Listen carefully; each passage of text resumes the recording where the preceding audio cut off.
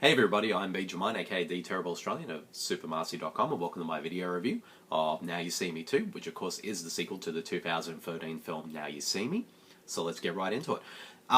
Before I go on my thoughts on the sequel, I should state what I thought of the first one. I thought the first film was decent. Like, it wasn't the greatest, but it wasn't the worst either. It was sort of like an okay, decent blockbuster that, you know, you kind of watch, you enjoy it in the moment, and you kind of just a bit, but there's nothing particularly remarkable about it, and like one that you're not going to remember long after you've seen it.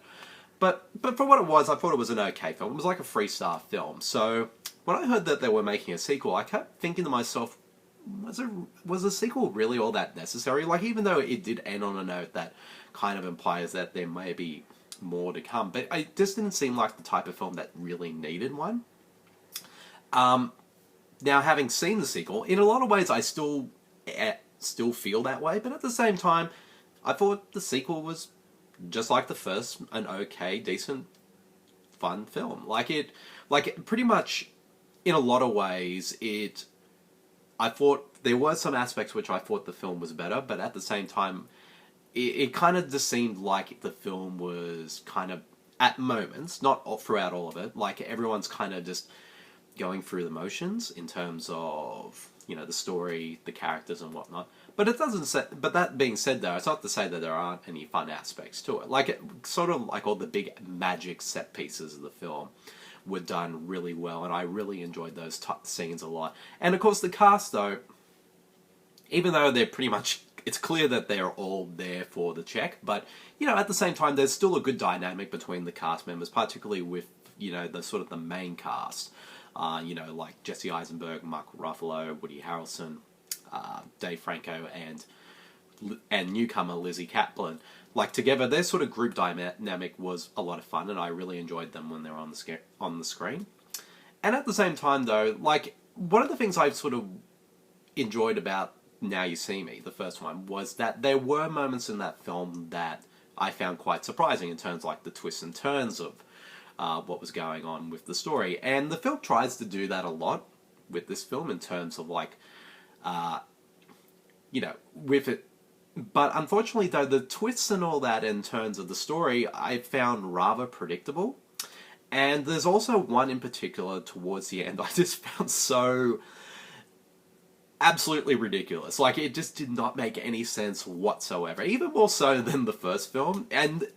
And the first film's twist was pretty ridiculous, but that one at least makes a bit more made at least kind of sort of in a way logical sense than the one that's used in this film, which, but at the same time though, when it kind of happened, I wasn't really all that surprised by it, because I was thinking, you know, this film's going to have a big twist at some point, what's it going to be? And so I'm running all these scenarios in my brain, and the one that happened was kind of the one I expected it to happen. But that being said, though, it's still incredibly silly. So, but, you know, like I said, it's an okay film. Like, I enjoyed it.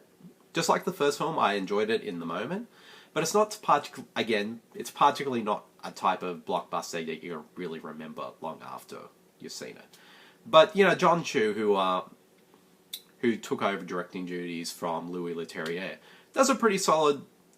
did pretty solid job directing wise. He brings a lot of energy to the film, and all the sort of, like I said, the magic sequences are all pretty well done, and he gets some pretty decent work out of his actors, and as well as, you know, there are a couple of set pieces. There's one particularly where the Four Horsemen go to commit a heist, and how that sort of sequence is done, I thought was done really well.